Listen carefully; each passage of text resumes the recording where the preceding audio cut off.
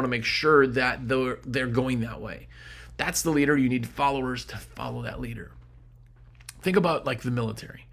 You have leaders and followers, right? If you have a sergeant, he's got people who are following him. He's the leader. If you have a general, he's the leader of all the sergeants who then have all that, right? So when you have the breakdown, it works just like that. And the first person you have is a tech. A tech is the person who does the work, but helps the crew chief. So when you're looking at it, it's like, okay, well, I have a helper, and I want to get out of the field.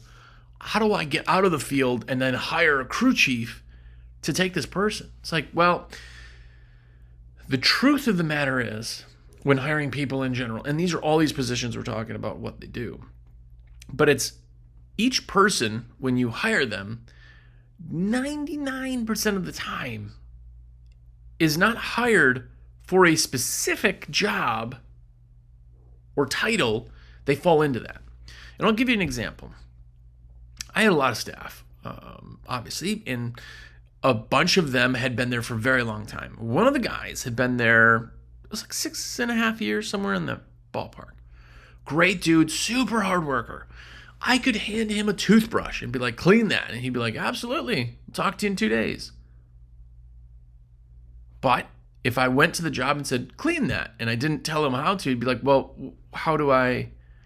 what would I use? How do you want it cleaned?